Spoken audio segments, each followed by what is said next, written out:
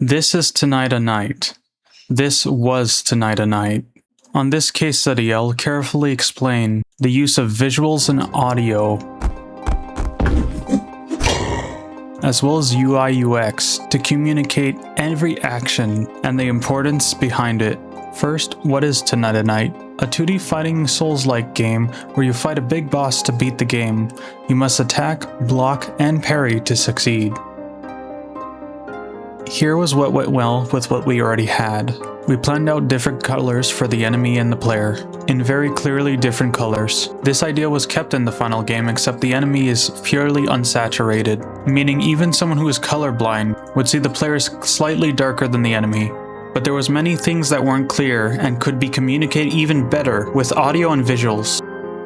Here's what needed to be changed. All of the flat UI seems functional in the prototype with flat colors all over, but the problem lies when we add art and dynamic scenes to the game. If a background were to match any of those colors, those flat colors will inevitably blend with the background at some point. When I was studying Dark Souls UI, I realized the UI's design purpose. The bright center with the contrasting dark outlines. This is when I learned that outlines have more of a purpose than being something typical in a video game. The bordering black borders surrounding bright UI protects the UI from any brightness in the background, so the UI doesn't blend. Here's the flat UI, and here's all the UI with the bordering elements.